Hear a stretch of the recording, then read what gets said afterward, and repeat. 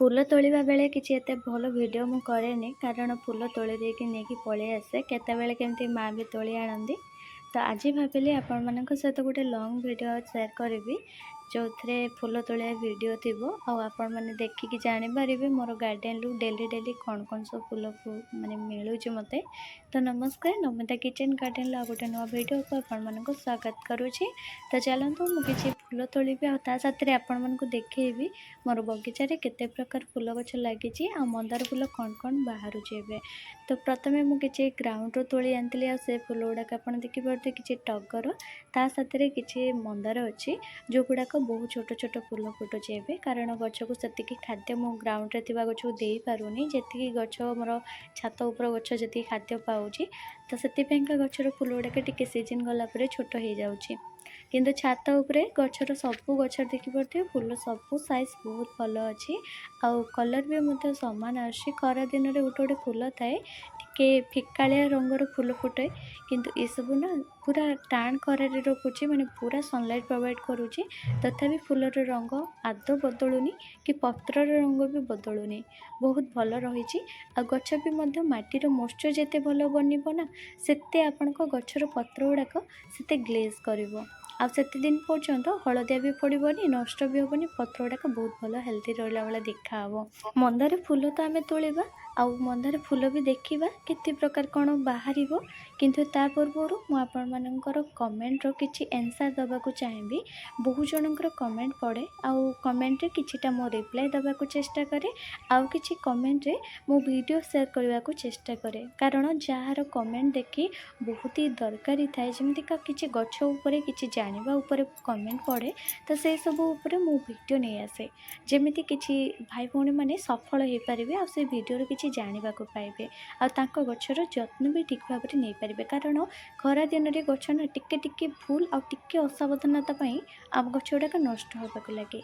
तो से मुझे चेष्टा करे वीडियो किछि शेयर करके किछि जानिबा। तो आज से किसी भाविली लॉन्ग वीडियो रे आपण मानकु कहिबी कि केमिति कौन मंदार गछर केयरिंग नेबे अति सहज उपाय माने बहुत आराम से आपण गछ गुड़ाक ग्रो नहीं पारे माने माने केयर नहीं पारे जत्न नहीं पारे ता साथ ग्रोथ को भी फास्ट कर पारे। तो चलते से विषय टिके कथा ही जदि आपण मंदार गछ को जदि ग्लिसरीन बनी रखापी किसी लिक्विड फ्रेम रे बनईकी दौरान कि रेडीमेड रे किसी दौरान ग्लिसरीन तेबे आपण मंदार गछ को पूरा पूरी एमतीका टेम्परेचर रे रखिपारे माने हाई टेम्परेचर रे रखिपारे माने पूरा सनलाइट प्रोवाइड करें। आ जदि आपण ग्लिसरीन एक्सट्रा किसी लिक्विड दौना कि घरे बनईकी दौना ताहले आपण ताकू नॉर्मल टेम्परेचर रे रखिबे जेमिति 20 रु 30 डिग्री तापमात्रा पड़ुथुबो जेमिति कौन कहले सकाळु 3 रु 4 घंटा खरा पड़ुथुबो बाकी समय छाई होउथुबो सेमिति जगह देखिकी रखिबे आपणको गछर पत्र हलदिया पड़िबोनी कि झड़िबोनी। तो मंदार गछर सबुठ बड़ समस्या है पत्र झड़वा जदि पत्र झड़ी जाए बहुत खराब लगे गछ गुड़ाक देखा तापर हूँ पत्र झड़वा पर ना गछर फूलर मात्रा भी कमिबाक लगे से मो ये पत्र झड़वा उपर ही मुझे टिप्सटा देली आपण केते कौन टेम्परेचर रे रखिबे आपण गछ को आ कौन देले आपण पत्र गछरू झड़बनी। तो से ग्लिसरीन आपण रेडीमेड रे किणतु किंबा घरे बनातु आ जदि आपण घरे बनइबाकू चाहूचंती कम पैसा रे बा कम खर्च रे ताले मते कमेंट रे कहिबे यस बोली लिखिबे मु आपनको पई गोटे वीडियो आनिबी जो थरे आपण डिटेल्स जानि परिबे केमिति कोन अति सहज रे बिना पैसा रे आमे ग्लिसरीन घरे बनै परिबा आ गछर पत्र को एमती सुस्थ रखि परिबा। तो आपण माने जानिबा को चाहूतले कमेंट करिवे हैला। आउ गोटे है आमर गछपाई जिते भल माटी आउ जमतीका पानी भल भाव निष्कासन हो पारुथबो आउ पवन निष्कासन हो पारुथबो सेमितिका माटी बनइबा माने माटी उपरे बेले बेले आम गछर फूल कड़ आसवा निर्भर थाए से माटी भल बनइबे जेमिति बाली किचेन कंपोस्ट लीफ कंपोस्ट नहले आपण होची किछि काउडंग माने गोबर खत ए सब देकी बनइबे खरा दिन में टिके गोबर खत मात्रा टिके कम करेंगे बाकी सीजन आप दे पारे जहाँकि आम गचर ग्रोथ को भी बढ़ेब ता साथ गचर हूँ जो फूल आसो ठीक ठाक फुटब।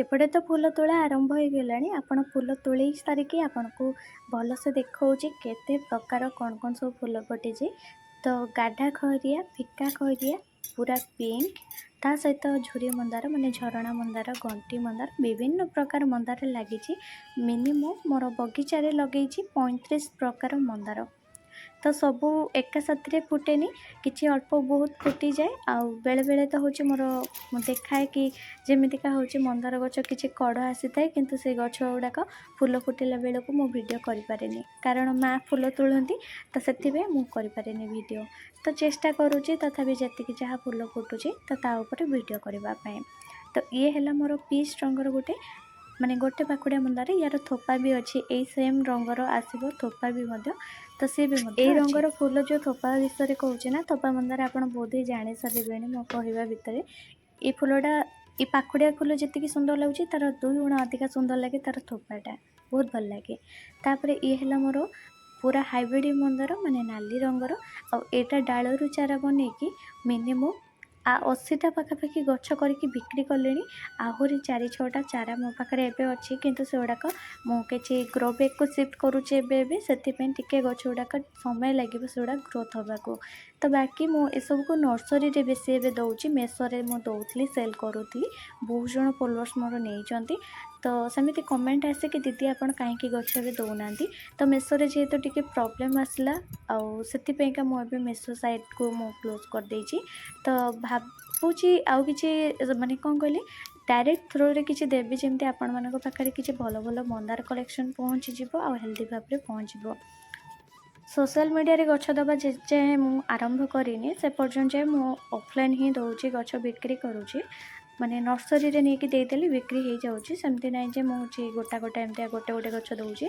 एका साथ सब जी ऑर्डर आसुँच से हिसाब से मु गछ बनई थाए आउ से गुड़ाक सिफ्ट करके खाली दबाक पड़े बस से एबे मध्य किसी गछ मुझे तैयारी करुँची माने बनाऊँगी चारा सब से गुड़ाक सब मोर जमी लंठन मंदार आउ ता साथी हूँ बैगणी रंगर मंदार पिंक मंदार लाइट पिंक मंदार हाइब्रिड गुड़ाक आउ भेंडी मंदार विभिन्न प्रकार मंदार कलेक्शन मु चारा सब निजे बनाऊँगी आउ से सब डाल लगे कि चारा हवा भी बहुत सहज माने खरा दिन सेमती ना जे खरा दिन में चारा हबनी बहुत सहज हो जाऊँगी तो यहाँ है मोर घंटी मंदार माने देसी उपरे आसो जोटा कि एमती डबल पेंथा धरिकी फुल फुटी थाए बहुत सारा फुल देखो आज डला पूरा भर्ती गले डला होते तो पूरा जाणी ही न था केते प्रकार कौन फुल बाहर किंतु थाली है बेलू ना यहाँ ही बहुत भल लगे कौन जाणी हुए यहाँ देखो पीच रंगर जो कहती ना थोपाटा तो सेटा देखो कड़ा आसी काली फुटब काली फुटिले गोटे छोट वीडियो सेयार करी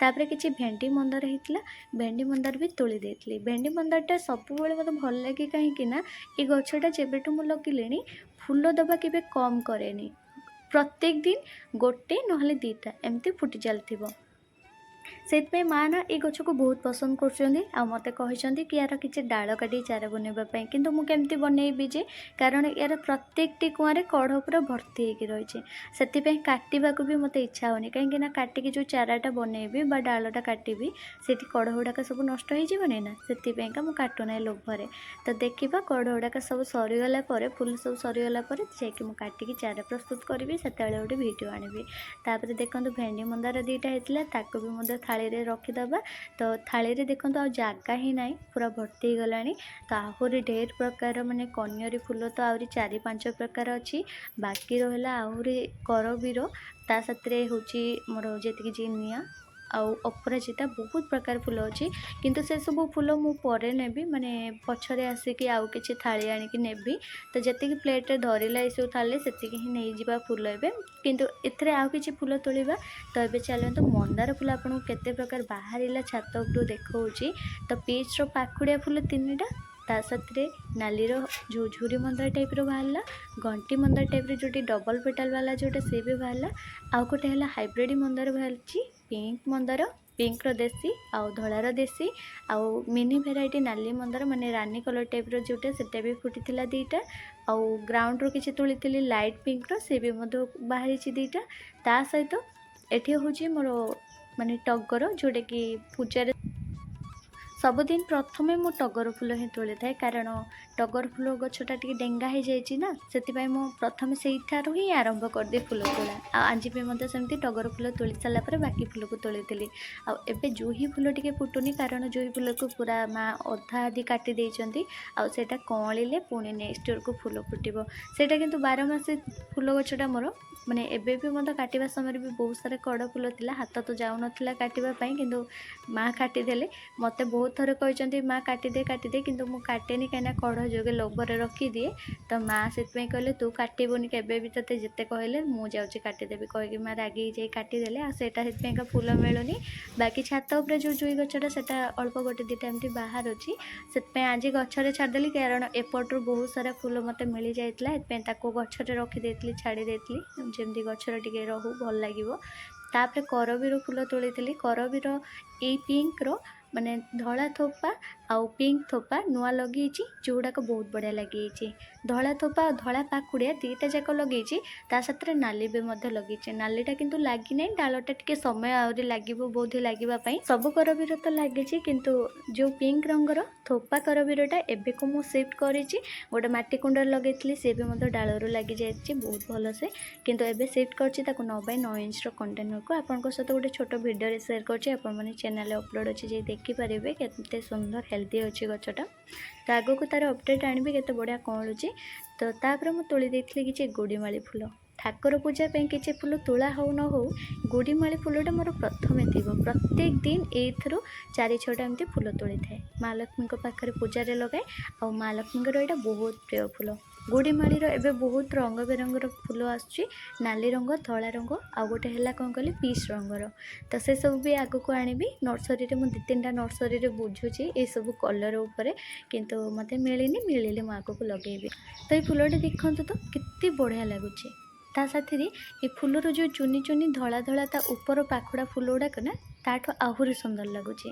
ତ ମୋତେ ଏଇ ବାଇଗଣ ଭିତରେ ଧଳା ଫୁଲଟା ବହୁତ ଭଲ ଲାଗେ ବୋଲିକି ମୁଁ ଏ ଗଛ ପ୍ରବଳ ଲଗାଏ। ମାନେ ଯେତେବେଳେ ବି ଗଛ ଉଠେ ନା, ଆଉ ଏଇଟା ଗୋଟେ ଥର ଯଦି ମଞ୍ଜି କିଣିକି ଆଣୁଛନ୍ତି ବା ହେଉଛି ଗଛ କିଣିକି ଆଣୁଛନ୍ତି, ଆପଣଙ୍କ ଗାର୍ଡ଼େନରେ ଏଇଟା ସବୁବେଳେ ପାଇଁ ରହିଥିବ। ମାନେ ତାର ସିଜନ୍ ହେଲା ମାନେ, ଟିକେ ବର୍ଷା ହେଲା ମାନେ, ଯେଉଁଠି ବି ମଞ୍ଜି ପଡ଼ିଥିବ ଏ ଗଛ ଆପେ ଆପେ ଉଠି ଚାଲିବ। ତ ବହୁତ ବଢ଼ିଆ ଲାଗେ ମୋତେ ଏ ଫୁଲଟା।